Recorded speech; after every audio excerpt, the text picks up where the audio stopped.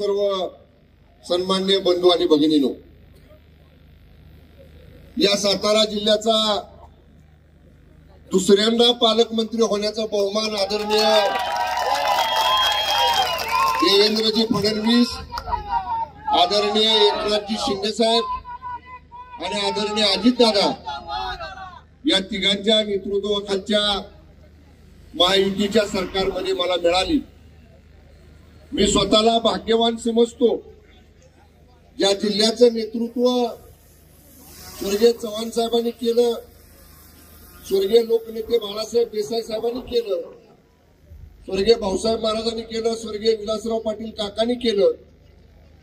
या जिल्ह्याचा पालकमंत्री म्हणून काम करण्याची संधी दुसऱ्यांदा मिळणं हे निश्चितपणाने एक भाग्याची गोष्ट आहे।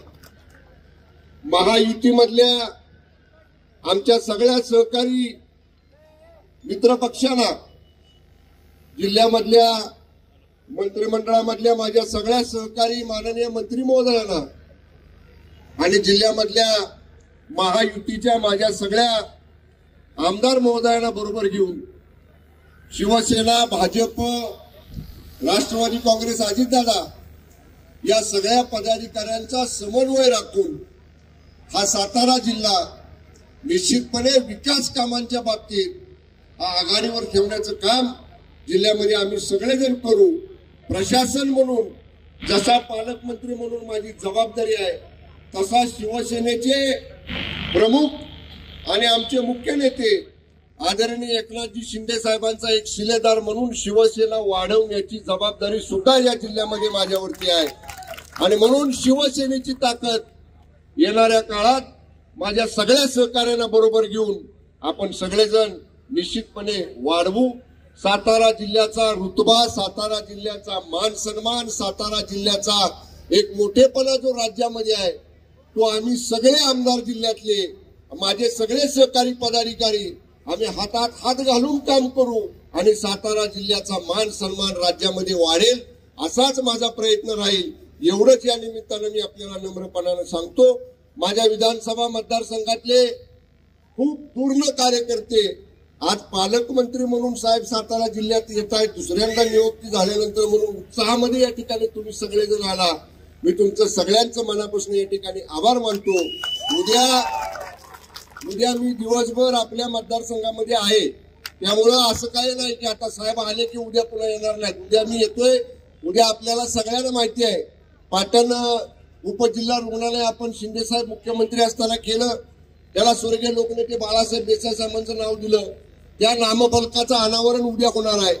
परत पंचायत समिती पाटणची जी आपली इमारत आहे त्याला मागच आपण लोकनेते बाळासाहेब देसाई भवन नाव दिलं होतं, पण मागं पंचायत समिती काही लोकांच्याकडे असल्यामुळे त्यांनी ते नामफलक नवीन केला नाही।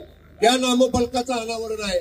आणि नव्यानं जे ITI आपल्याला पाटणला शासकीय मुलींचा ITI मिळालेला आहे, त्या ITIला कैलासवासी चौक वत्सला देवी देसाई शासकीय औद्योगिक प्रशिक्षण संस्था असं 3 नामफलकांचं अनावरण सुद्धा उद्या आपल्या मतदारसंघामध्ये आहे। त्यामुळे उद्या मी तिथं आहे। उद्या सगळेजणांना आपल्याला भेटू। जसं शांततेनं तुम्ही सगळेजण आला तसं शांततेनं आपापल्या गावी आपण रवाना व्हावं अशी विनंती करतो। सातारा जिल्हावासियांचं प्रेम हे माझ्यावर कायम राहिलेलं आहे, त्यामुळे असंच जिल्हावासियांचं प्रेम माझ्यावर राहावं।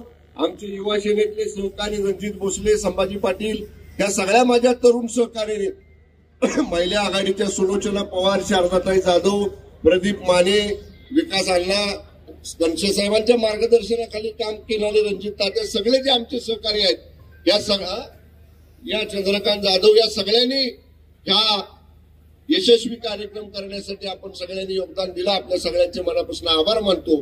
ट्रॅफिक बंद झालेलं आहे, जास्त वेळ बंद झालं तर उद्या पेपरमध्ये चौकट येईल लगेच की पालकमंत्र्यांनी वाहतुकीचे नियम मोडले।